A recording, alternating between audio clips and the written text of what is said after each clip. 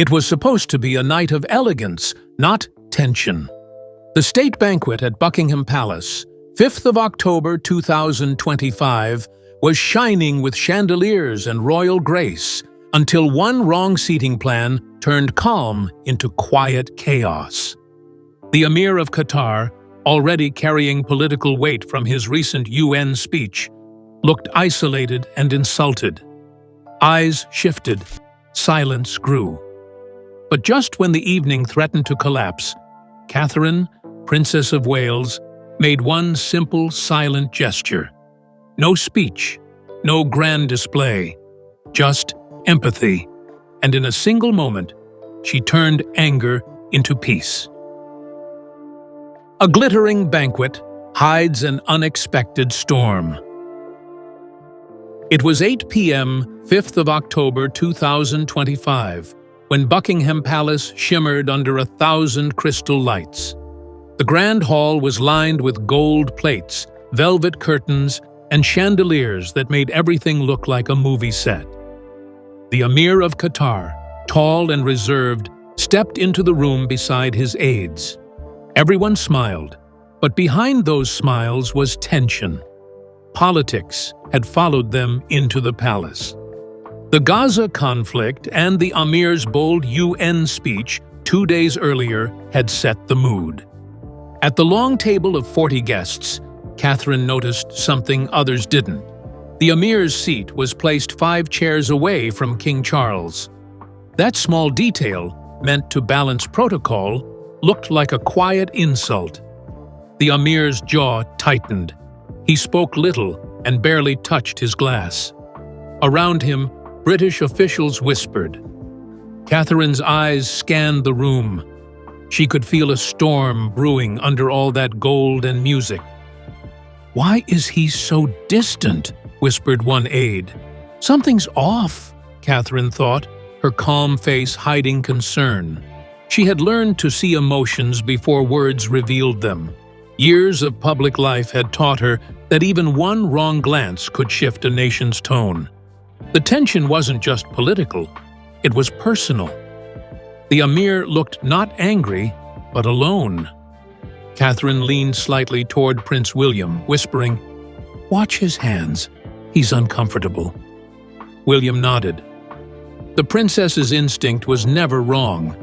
Every royal knew a banquet could turn into a battlefield without warning, and tonight felt dangerously close.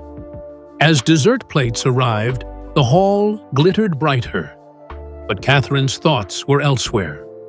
She watched how the Amir avoided eye contact, how his expression hardened whenever Charles spoke. Something deeper was unfolding, and she could sense it. The room's tension wasn't easing, it was rising. Catherine took a deep breath, knowing her moment was coming. The diplomats would follow protocol, but she would follow her heart. And when she did, everything in that room would quietly change. Catherine's quiet watchfulness. Catherine had always believed in human instinct over scripted diplomacy. From her seat across the grand table, she studied the Amir. His eyes were sharp, his posture straight, but there was a weight behind them. It wasn't politics. It was pride, hurt pride. The Amir of Qatar, who had crossed continents to stand beside the king, now sat isolated by a few misplaced chairs and 1,000 silent glances. She could feel every minute stretch. The banquet clock hit 8:45 p.m., and the room's silence grew thicker. He's not angry, she thought. He's shut out. Around her, British diplomats whispered about trade, oil and diplomacy, numbers and deals. But Catherine saw something simpler. A man feeling unwelcome. That human detail was what others always missed. "Maybe I should say something?" William asked softly. Catherine shook her head. "Not yet. Let them finish the toasts. Then I'll find a way." Timing, she knew, mattered more than words. She didn't plan to interrupt anyone or steal attention. She only wanted to remind the Amir that this room wasn't all politics. It still had heart. The Queen's aides moved closer, anxious about the Amir's silence. Catherine could feel their fear ripple, but she stayed still, her smile warm, steady. To her, control meant calm. She waited for the right cue, a moment where kindness could speak louder than any title. As the waiters began pouring champagne for the king's toast, the lights softened. The mood hung in the balance, delicate as glass. Catherine's eyes locked on the Amir. His fingers drummed against the gold rim of his glass, anxious, disconnected. The moment had come. She didn't plan it, but she felt it deep inside. This was her opening. The diplomats would stay silent, the protocol unbending. But Catherine knew one graceful move could shift everything. The next act was hers alone. The gesture that changed the night. When King Charles stood for his toast at 9 p.m., crystal glasses lifted across the room. But Catherine did something different. Instead of turning toward her father-in-law, she turned slowly, deliberately, toward the Amir of Qatar. With calm confidence, she raised her glass directly to him and said softly, "To friendship and to understanding." The room froze for a heartbeat. Then the Amir looked up, surprised. His expression softened, his shoulders lowered, and for the first time that night, he smiled. He raised his own glass toward her and replied, "To respect." That single word carried across the hall like a sigh of relief. The tension cracked open. Laughter returned. Guests whispered, "Did you see that?" One aide murmured, "She just saved the evening." Catherine didn't smile for the cameras. She smiled for him. The Amir's anger wasn't gone, but it had changed shape. Into recognition, even gratitude. Later, as the dinner resumed, Catherine caught the Amir's eye again. He nodded slightly, as if to say thank you. She nodded back, no words needed. Around them, the conversations revived. Trade, family, politics, all flowing again. The crisis had passed, not by strategy, but by sincerity. As the sound of music filled the room once more, Catherine relaxed into her chair, her quiet mission complete. For now. She didn't boast or signal success. Instead, she listened, alert to the subtle shift in the air. The Amir was smiling again, speaking to the minister beside him. Aides exchanged relieved glances, but Catherine knew this was only the beginning. Her small gesture had reopened a door, and soon she would walk through it, with words that would define the rest of the night. The Princess Who Listens. After the tension eased, Catherine leaned forward, her voice soft but clear. "Your Highness, I heard your son is starting university this year," she asked.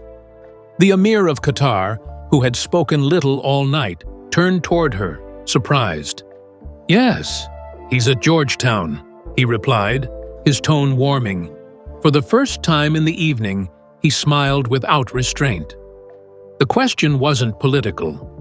It was human, and that made all the difference. Catherine nodded. "Our Prince George talks about university already," she laughed gently. "Though he's only 12, he believes he'll study football." The table chuckled, the tension dissolving further. The Amir's aides glanced at one another. This was not scripted diplomacy. It was conversation. The Amir leaned closer, his voice quieter now. "My son misses home sometimes," he admitted. "So do ours," Catherine replied. "That's why family means more than crowns." Her words lingered longer than any toast could. The ministers nearby noticed the change. The icy mood that once filled the table had vanished. The air was lighter. The Amir no longer looked like a guest standing on the edge of pride and irritation. He looked like a father speaking to another parent. Catherine had done what the officials couldn't. She made the night human again. As the waiters cleared the main course, conversation buzzed like soft music. The Amir now spoke freely with those beside him, even laughing once, a sound few had heard all night. Catherine listened, satisfied, but not done. She knew this was only the halfway point. The speeches were next, and words had the power to build or break what she'd just mended. When the king rose again, she straightened her back, preparing for another test, the one that would unfold in public. When speeches stir the room. At 9:40 p.m., the royal band fell silent. King Charles III stood, raising his glass again. His speech was measured and warm, thanking the Amir for years of partnership between Britain and Qatar, from education to green energy. Applause followed politely, but the next speech from the Amir shifted the air again. He spoke firmly, his voice steady. "Our nations must act not only for trade, but for justice," he said. "Peace cannot be selective." A quiet wave passed through the room. References to Gaza were bold. Diplomats shifted in their seats. Catherine didn't flinch. Instead, she kept her gaze on him, steady, calm. When the Amir finished, silence held the room. Then Catherine leaned slightly forward and said softly, "Your words remind us that families everywhere deserve peace." Her tone was gentle, not rehearsed. A few nearby guests turned, startled by the bravery of such a line. The Amir looked at her, eyes softening again. He nodded. "Yes," he said simply. "Families." In that one exchange, the sharp edges of politics turned to shared humanity again. The king smiled faintly, and conversation resumed, lighter than before. The moment had been tense, but Catherine had steadied it with empathy, not defense. The speeches ended, but Catherine's mind didn't rest. She could see the Amir's tone shifting again. His guard was gone, his voice warmer. As dessert was served, she decided to guide the conversation somewhere safer, yet meaningful. Something that reminded him that Britain wasn't just a partner in politics, but a believer in progress. Her chance came when the Amir spoke about his nation's future. Catherine smiled and leaned in, ready to redirect the talk toward education, the bridge between pride and peace. Diplomacy over dessert. By 10 p.m., the chandeliers dimmed slightly, and trays of pistachio dessert and tea appeared. Catherine, never missing a moment, spoke with quiet enthusiasm. "I read about your education fund in Doha," she said. "The one supporting Qatari students at Oxford. One is working on solar energy, yes?" The Amir looked genuinely pleased. "Yes, his name is Saif." "You've heard of him?" She smiled. "I met his professor last year. He called Saif one of his brightest." That comment lit the Amir's face. He laughed softly and said, "He'll be proud to hear that." The ministers nearby exchanged glances. Catherine's research had been exact, her timing perfect. She wasn't flattering him. She was showing understanding. "Education builds nations," Catherine added. "It's something we tell George and Charlotte every day." The Amir nodded, visibly relaxed. "It builds character, too," he replied. Around them, conversation shifted from tension to inspiration. By the time dessert plates were cleared, the Amir was laughing, gesturing with his hands, storytelling freely. British and Qatari officials leaned in, eager to join. Catherine's quiet diplomacy had worked again, without fanfare, without formality. Just empathy, facts, and warmth. As the laughter spread and music resumed softly in the background, Catherine knew the hardest part was over. The Amir was no longer distant. He was engaged, even joyful. But she also knew that real peace in diplomacy came through personal connection. As the next course of conversation began, she planned her next step, something lighter, friendlier, that would bind them in shared humanity. It would begin not with politics or power, but something far simpler: football and family. Personal, not political.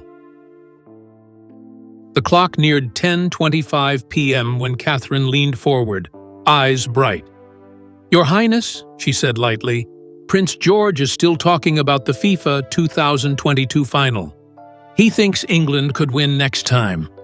The Amir of Qatar laughed, a full, genuine sound that reached the end of the table. "Ah, then he has faith. Hosting that World Cup taught us patience more than trophies." The tone of the night shifted again.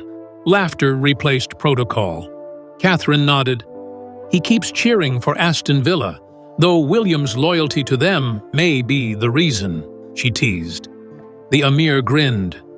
"A wise choice. Perhaps George should visit Doha one day and see how passion unites us." Their exchange felt simple but powerful. Two parents talking, not two nations measuring status. Aides nearby exhaled quietly, relieved. "They're talking about football," whispered one, amazed. What began as diplomacy had turned into conversation between equals. Catherine's natural warmth dissolved the remaining stiffness in the air. As the sound of laughter rolled across the long table, Catherine knew the mood had changed for good. The Amir was no longer guarded. He spoke with ease, even gesturing while describing his favorite players. British ministers joined in, smiling at the unexpected lightness. The royal orchestra struck a gentle tune. Catherine rested her hands together, thinking, now we can speak honestly. The night wasn't about winning or strategy anymore. It was about respect, ready to surface in its truest forms. A firm concern meets a respectful reply. Moments later, as coffee was served around 10:45 p.m., the Amir's tone shifted again, steady but serious. "Your Royal Highness," he began, "sometimes it feels that Qatar gives more than it receives." The chatter hushed instantly. Aides froze. The weight of those 10 words filled the golden hall. Catherine didn't rush. She met his eyes. "I understand," she said softly. "Respect must work both ways. Your voice is valued here." Her reply was calm, unshaken, neither defensive nor dismissive. For a moment, silence held again, then softened. The Amir leaned back, considering her words. "That is all any of us wish for," he admitted. Across the table, diplomats slowly relaxed.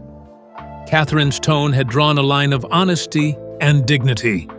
She had answered not as a politician, but as a person. Minutes later, conversation resumed naturally, lighter once more. The storm that could have reignited had been diffused with 12 quiet words. Catherine's instinct had turned potential conflict into renewed trust. The Amir's expression had changed completely, his eyes warmer, his shoulders eased. Catherine took a sip of tea, feeling the air settle again. The evening had begun with tension and pride, yet now held peace and shared understanding.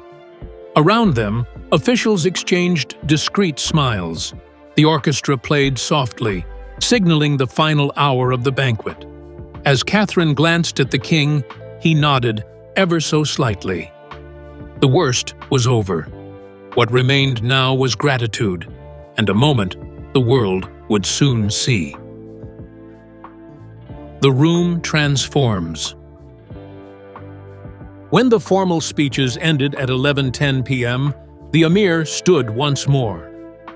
"Tonight reminded me why dialogue matters," he said. "I thank the royal family, and especially Her Royal Highness the Princess of Wales, for her grace." The room broke into applause. Catherine lowered her eyes humbly, her calm expression hiding quiet relief. British ministers whispered to one another, "She saved it." Even senior diplomats, usually reserved, smiled openly. Cameras caught the scene, flashes scattering across chandeliers. Catherine turned to King Charles, who gave her a brief nod of approval. The king's expression said it all. She had done what speeches alone could not. She had changed the tone of the night, and perhaps the perception of the crown itself. As dessert wine was poured, the Amir approached her once more. "You listened," he said quietly. "That is rare." Catherine replied, "Listening builds bridges faster than treaties." Their words were simple, but every guest felt their weight. Applause faded into gentle conversation as the orchestra struck its final note. The night was closing, but Catherine could sense that something larger was unfolding. An invisible headline forming beyond the palace walls. The Amir now spoke freely with British officials, smiling, laughing, exchanging promises for future visits. For Catherine, this was the reward, not fame, but connection. Soon, as the guests began to rise, she prepared for her final gesture of the evening, one that would speak louder than any speech. A farewell and a final gesture that echoes worldwide. As the clock struck 11:45 p.m., the banquet drew to its end. The Amir turned to Catherine near the grand doors of Buckingham Palace. "You reminded me tonight why respect is earned," he said softly. His tone carried both gratitude and humility. Catherine smiled, placing her hand gently over her heart before extending it outward. The Amir mirrored the gesture. No handshake, no grand ceremony, just mutual understanding. Cameras flashed, capturing the quiet symbolism of two worlds meeting halfway. Across the room, aides stood in silent awe. Even the king paused for a moment, watching the graceful simplicity of it all. In that brief gesture, Catherine had transformed the evening from tension to trust. It was more than protocol. It was peace in human form. By the next morning, photographs of the moment filled headlines from London to Doha. Commentators called it, "The night diplomacy found its heart." Catherine didn't respond to the press. She simply continued with her royal duties, carrying herself as always, steady, kind, and quietly powerful. As the palace lights dimmed and carriages rolled into the midnight fog, Catherine's quiet steps echoed down the marble corridor. She glanced once at the portraits of past queens, their painted eyes following her with silent approval. The night had proven something profound, that empathy could heal where politics failed. Beyond titles and crowns, it was the power of listening that made her stand apart. The world had witnessed it, the making of a queen, not by crown, but by character. By the time the final note from the royal orchestra faded through the marble hall, Buckingham Palace had witnessed something no press statement or treaty could achieve. What began as a strained diplomatic dinner had transformed into a night remembered for warmth, not words. And at the center of it all stood Catherine, Princess of Wales, calm, graceful, and quietly commanding. The headlines the next morning told only part of the story. Catherine calms anger at State Banquet with just one gesture. But what truly happened inside those gold-lined walls was deeper than any photograph could capture. When Catherine had raised her glass at 9 p.m., looking directly at the Amir of Qatar, the room froze. Her eyes spoke before her lips did. "To friendship and understanding," she said softly. In those 6 words, she rewrote the tone of the night. The Amir, who had spent much of the evening stone-faced, finally met her gaze. "To respect," he replied. That quiet exchange cracked open a wall of formality that had built up over hours of political tension. Guests whispered. Diplomats exhaled. The king himself looked visibly relieved. Catherine had not just diffused tension, she had replaced it with humanity. But her work didn't end with that gesture. Over the next 2 hours, she did what no briefing or policy paper could do. She listened. She asked about the Emir's children. She spoke of Prince George's love for football and how he still dreams about FIFA 2022. She remembered details: Oxford, education funds, names of students. The Amir noticed. He saw that her warmth wasn't charm, it was care. During dessert, the conversation shifted to something real. "Education builds nations," Catherine said, her voice light but thoughtful, "and families shape hearts." The Amir nodded, almost smiling. "And hearts build peace," he added. That was the moment the night truly changed. Catherine's words never sounded rehearsed. She wasn't quoting policy. She was connecting through experience, through empathy. Even when the Amir voiced his frustration, "Sometimes Qatar gives more than it receives," she didn't flinch. She simply said, "Respect must work both ways. Your voice is valued here." It wasn't a line. It was truth. By the time the clock reached 11:10 p.m., the Amir was smiling, laughing, and even praising Britain publicly in his closing remarks. "Tonight reminded me why dialogue matters," he said. "I thank Her Royal Highness for her kindness." The applause that followed was more than polite. It was heartfelt. As the guests rose to leave, the Amir approached Catherine. His tone was quiet, almost personal. "You reminded me tonight why respect is earned," he said. Catherine placed her hand gently over her heart before extending it outward. He mirrored the gesture. No handshake, no cameras, just mutual understanding. That image, the princess with her hand to her heart, the Amir returning the gesture, became the defining moment of the night. Within hours, the photograph appeared on front pages from London to Doha, each headline echoing the same sentiment: a royal gesture of peace.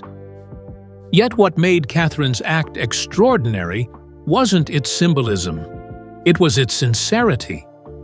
In a hall filled with the most powerful men and women of 2025, she chose compassion over calculation. She proved that true influence doesn't come from authority, but from empathy. Those who were present that night say something changed in the air. The stiffness of politics gave way to something deeply human. Diplomats spoke of renewed trust. Ministers praised her instinct, and aides called it the moment the banquet was saved. But Catherine never mentioned it again. The next morning, she returned to her usual duties: school drop-offs, charity meetings, quiet work behind palace walls. She didn't chase credit, and that made her even more admired. For the public, though, the message was clear. In a world divided by pride and power, one woman reminded everyone that calm can be stronger than command, and that empathy, when shown sincerely, can silence even the loudest storms. As one headline put it, "In a room full of power, it was Catherine's heart that led." And so, the night that began with tension ended as a lesson in grace. A reminder that true diplomacy doesn't always happen in speeches or signatures.